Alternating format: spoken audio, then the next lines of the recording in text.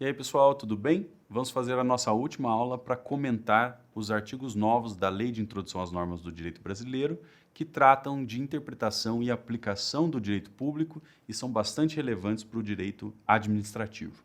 Nós vamos começar pelo artigo 26, os anteriores eu já comentei nas duas outras aulas, né? Então vamos começar pelo 26, que fala da possibilidade de celebração de compromissos na administração pública. O texto desse artigo 26, seguindo um pouco a linha da redação da Lindbe, ele é bastante prolixo, bastante longo, mas a ideia é bastante simples. Há muito tempo, a administração pública tem buscado alternativas a um estilo imperativo, verticalizado de gestão. Então, por isso, como alternativa, desenvolveu-se nos últimos anos o que a gente chama de consensualização da gestão pública. Um estilo de gestão baseado em acordos, baseado no diálogo, baseado num contato mais profundo e também na negociação com os particulares. Esse movimento de consensualização, ele foi se desenvolvendo de maneira gradual, por meio de dispositivos esparsos da legislação. Por exemplo, de normas lá da Lei de Defesa da Concorrência, que falavam de compromissos, depois de normas lá do direito ambiental, que também falavam de compromissos, não é? E assim por diante. Agora, faltava no ordenamento jurídico brasileiro uma norma geral que autorizasse a administração pública a celebrar compromissos em todas as situações. Na verdade, esse problema da falta de uma norma geral muitas vezes ocasionava questionamentos dos acordos e dos compromissos celebrados pela administração pública pelos órgãos de controle, como o Ministério Público. Era frequente que o Ministério Público questionasse, olha, como é que a administração fez um acordo aqui se a lei que rege essa atividade não permite o acordo? Então, os juristas começaram a se preocupar com essa situação, com a situação de insegurança jurídica em relação a acordos firmados sem um autorizativo legal. Uma primeira resposta para essa situação veio com a Lei de Mediação. A Lei de Mediação, todos sabem, tratou de mediação no âmbito do direito privado, mas também tratou de solução de conflitos na administração pública. E a mediação trouxe um primeiro dispositivo geral permitindo aí a transação, permitindo os compromissos. Além disso, né, a Lei de Mediação trouxe um instituto interessantíssimo da transação por adesão, que permite aí compromissos feitos com inúmeros cidadãos, inúmeras pessoas físicas ou jurídicas que se relacionam com a administração pública. Bom, mas meu objetivo aqui não é comentar a Lei de Mediação e esses institutos, mas simplesmente dizer que com a Lei de Mediação já veio aí uma primeira resposta global para dar legalidade a compromissos e acordos celebrados pela administração na solução de conflitos. E aí veio a Lindbe, não é? Com essas novas disposições, e agora o seu artigo 26 passa a dizer que para eliminar irregularidade ou incerteza jurídica ou situação contenciosa na aplicação do direito público, inclusive no caso de expedição de licença, a autoridade administrativa poderá, após oitiva do órgão jurídico e, quando for o caso, após a realização de consulta pública e presentes razões de relevante interesse geral, celebrar compromisso. A redação é horrorosa, não é? A redação é extremamente confusa e complicada. Podia o artigo simplesmente dizer, para eliminar irregularidade, incerteza jurídica ou situação contenciosa, a administração pública poderá celebrar compromissos, né? Então, deixando aí esses vários requisitos que estão embolados no meio do texto para um parágrafo. Mas, de todo modo, o que se quer dizer é muito simples. A administração pode superar irregularidades, incertezas ou situação de conflito por compromissos. A administração não tem apenas a via do processo punitivo. A administração pode usar compromissos para superar irregularidades. Quando há incerteza ou dúvidas, a administração também pode pactuar uma solução sem ter que usar os processos administrativos tradicionais. Então, o artigo é bastante importante porque ele reforça mandamentos que já estavam em outros lugares, como na Lei de Mediação, dando, portanto, fundamento legal para a celebração de compromissos na administração pública, independentemente do setor. Então, aquele problema que nós tínhamos de autorização de compromisso só em alguns setores foi superado pelo artigo 26, tá bom? Quais são os requisitos aí? Muito sumariamente. Nós notamos vários requisitos para que o compromisso seja lícito, né? Em primeiro lugar, diz o caput que é preciso que haja razão de interesse público, né? A Lindbe fala de interesse geral, mas enfim, essa novidade não significa nada, né? Interesse público, interesse geral, aqui é a mesma coisa, eles na redação buscaram utilizar uns termos técnicos que não são comuns, né? Mas enfim, a ideia aqui é de interesse público. Se houver interesse público, né? Então o acordo precisa Pode ser celebrado se houver interesse público.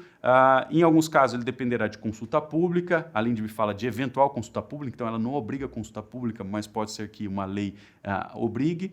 A LINDB fala, em terceiro lugar, de oitiva do órgão jurídico. Aqui sim é um requisito obrigatório. E a LINDB fala também de respeito a um conteúdo mínimo, não é preciso que o compromisso preveja prazo, preveja sanções por descumprimento e assim por diante, e também é preciso que haja respeito a vedações de conteúdo. Há alguns assuntos aí que não podem ser objeto de compromisso. Por exemplo, o parágrafo 1º diz que não poderá o compromisso conferir desoneração permanente de dever ou condicionamento de direito reconhecidos por orientação geral. Tá certo? Então, 4 requisitos para o compromisso a partir de uma interpretação do artigo 26. Razão de interesse público, eventual consulta pública, oitiva obrigatória do órgão jurídico e respeito ao conteúdo mínimo e às vedações de conteúdo. Tá bom? Segundo artigo interessante, medidas de compensação. Muito rapidamente, o que a LINDB diz é que a decisão no processo administrativo poderá impor compensação por benefícios indevidos ou prejuízos anormais. Então, pode ser que num determinado processo administrativo se perceba que um servidor público, por exemplo, ou que um particular, que um agente econômico regulado, tenha obtido benefícios indevidos.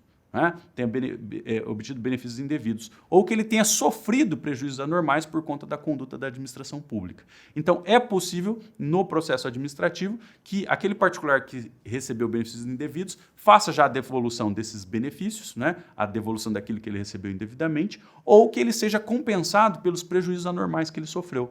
Então, veja, esse artigo é importantíssimo porque ele permite que nos processos administrativos já se resolva a questão de reparação civil. Reparação civil por recursos recebidos indevidamente ou por prejuízos sofridos em razão de uma ação da administração pública. Esse dispositivo é bastante interessante, porque a ideia é, com ele, evitar ações judiciais desnecessárias. Então, toda a questão de reparação civil já pode ser resolvida ali no processo administrativo. Quais são os requisitos para tanto? Bom, em primeiro lugar, é preciso que haja comprovação de que houve benefício indevido ou prejuízo anormal. Em segundo lugar, é preciso que se motive a conveniência de se fazer a reparação civil no processo administrativo. E, em terceiro lugar, é preciso que os particulares, os interessados, se manifestem, sejam ouvidos a respeito da forma da compensação e também a respeito do valor. Tá bom? Então, a oitiva dos interessados é muito importante também. Então, temos 3 requisitos aí na lei, pelo menos. O artigo 28, um artigo muito polêmico da LINDB, diz o seguinte: o agente público responderá pessoalmente por suas decisões ou opiniões técnicas em caso de dolo ou erro grosseiro. Esse artigo tem uma redação boa, uma redação enxuta, uma redação clara, mas não deixa de ser polêmico. Primeiro porque ele diz, o agente público responderá pessoalmente, uma coisa esquisita, Responderá pessoalmente, bom, o que quer dizer isso? Quer dizer que ele pode ser colocado na ação de reparação civil, sem que se condene o Estado previamente. Então, eu posso processar diretamente o agente público antes de processar o Estado, com base no 37, parágrafo 6º, ele gera essa dúvida, E, além disso, fala de dolo ou erro grosseiro. Também criou aí polêmica, porque a Constituição fala de responsabilidade do agente público em ação de regresso por dolo ou culpa. E esse dispositivo, em vez de utilizar o termo técnico culpa, inventou moda, e trouxe aí a palavra erro grosseiro.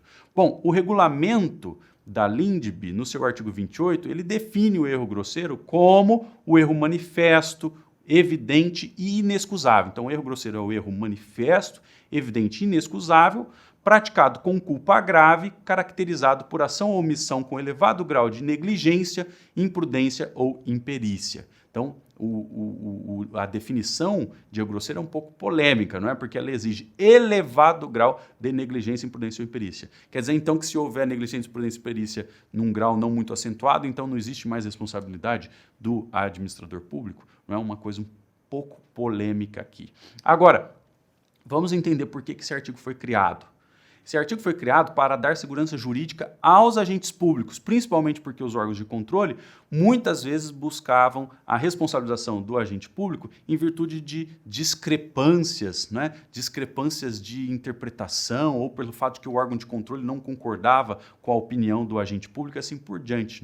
Até esse artigo ele é muito útil para proteger os agentes públicos que serão responsáveis por atos opinativos. Por quê? Porque ao longo do tempo, muitas vezes os órgãos de controle discordavam de pareceres e laudos dados por agentes públicos e, por discordar da interpretação do parecer ou laudo do agente público, buscava sua responsabilização ou, às vezes, até acusava o agente público de improbidade administrativa, o que é bastante grave.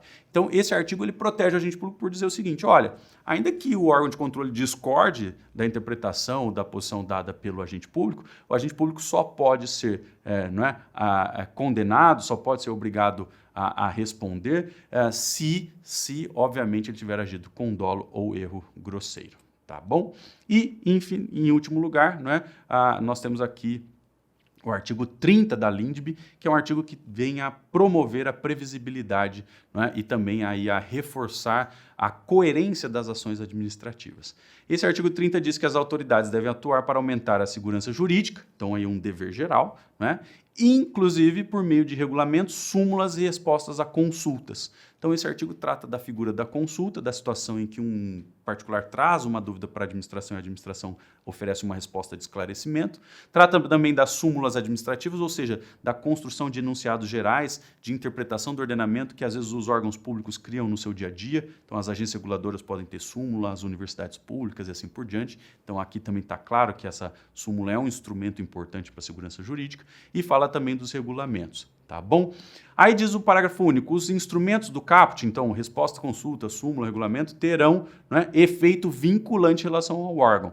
Esse mandamento do parágrafo único, para mim, é um pouco polêmico, porque ele enrijeceu a administração pública.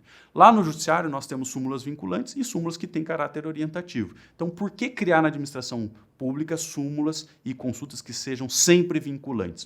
Ideal seria permitir que a administração optasse por súmulas vinculantes em algumas situações e súmulas meramente orientativas em outros casos, tá bom? Outro problema desse artigo é que ele não faz uma diferenciação entre consultas sobre questões em tese e consultas sobre casos concretos.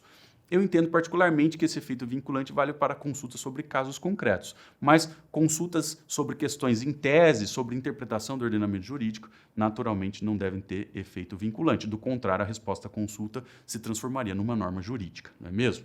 Então a gente tem que interpretar com cautela aí esse artigo 30 da LINDB. Tá bom? Ele é muito interessante, muito importante por reconhecer a importância desses instrumentos, mas deve ser interpretado com muita cautela. Então, com isso, eu encerro esses comentários rápidos aí, breves, mas sobre essa lei muito interessante para o direito administrativo, que é a LINDB. Um grande abraço.